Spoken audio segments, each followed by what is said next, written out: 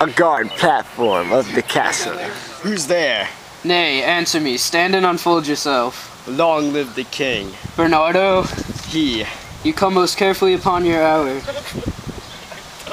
'Tis now struck 12. Get thee to bed, Francisco. For this relief, much thanks. 'Tis bitter cold and I am sick at heart. Have you had quiet guard? Not a mouse stirring. Well, good night. If you do meet Horatio and Marcellus, the rivals of my watch, bid them make haste. I think I hear them. Stand ho, who is there? Oh, friends to this ground. And liegemen to the dead. Give you good night. Oh, farewell, honest soldier. Who hath relieved you? Bernardo hath my place. Give you good night. Allah, Bernardo. Bernardo say, what is Horatio there? A piece of him. Welcome, Horatio. Welcome, good Marcellus. What, has this thing appeared again tonight? I have seen nothing. Horatio says 'tis but our fantasy, and will not let belief take hold of him, touching his dreaded sight twice seen us. Therefore I have entreated him along with us to watch the minutes of this night, that, if again this apparition come, he may approve our eyes and speak to it. Tush tush, 'twill not appear. Sit down a while, and let us once again assail your ears, that are so fortified against our story. What we have tonight seen. Well, sit we down and let us hear Bernardo speak of this. Last night of all, when you'd same star that's westward from the pole had made his course to loom that part of heaven where now it burns, Marcellus and myself, the bell then beating one. Peace, break thee off. Look where it comes again. In the same figure like the king that's dead. Thou art a scholar. Speak to it, Horatio. Looks are not like the king. Mark it, Horatio. Most like, it harrows me with fear and wonder. It would be spoke to. Speak to it, Horatio. What art thou usurped this time of night, together with that fair and warlike form in which the majesty of buried Denmark did something march by heaven, I charge thee, speak. It is offended. See, it stalks away. Stay, speak, speak, I charge thee, speak. It is gone and will not answer. How now, Horatio, you tremble and look pale. Is not this something more than fantasy? What think you on't? Before my God, I might not disbelieve without the sensible and true avouch of mine own eyes. Is it not like the king? As thou art to thyself, such was the very armor he had on when the ambitious Norway combated. So frowned he once when in an angry parle he smote the sledded Polacks on the ice. 'Tis strange. Thus, twice before, and jump at this dead hour, with martial stalk hath he gone by our watch. In what particular thought to work I know not, but in the gross and scope of my opinion this bodes some strange eruption to our state. Good, now, sit down, and tell me he that knows, why this same strict and most observant watch so nightly toils the subject of the land, and why such daily cast of brazen cannon and foreign mart for implements of war, why such impressive shipwrights, whose sore task does not divide the Sunday from the week, what might be toward that this sweaty haste doth make the night joint laborer with the day? Who is't that can inform me?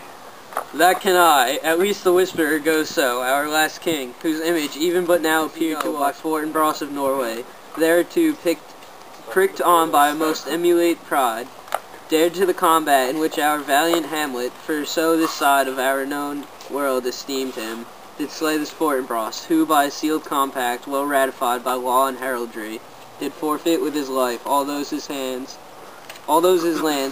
which he stood seized of to the conqueror, against which a moiety competent was gauged by our king, which had returned to the inheritance of Fortinbras.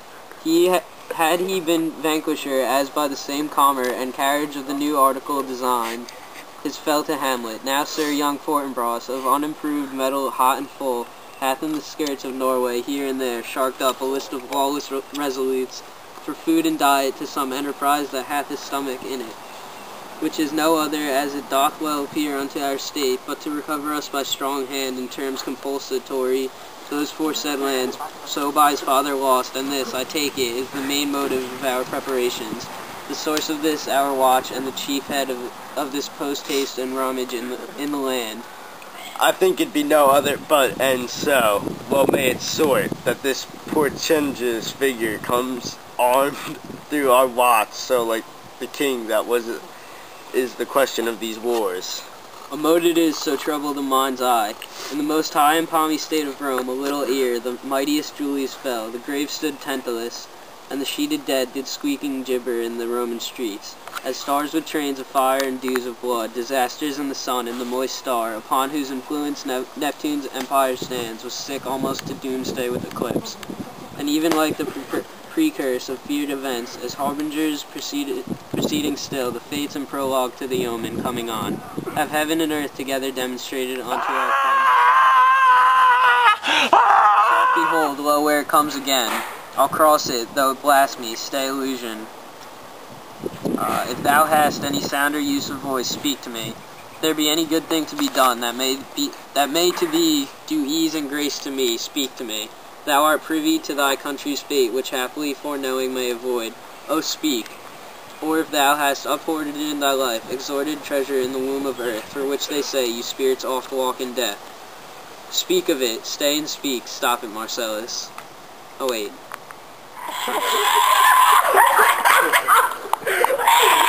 Shall I strike at it with my partisan? Do if it will not stand. 'Tis here. 'Tis here. Wrong, being so majestical, to offer it the show of violence, for it is as the air, invulnerable, and our vein blows malicious mockery. It was about to speak when the cock crew.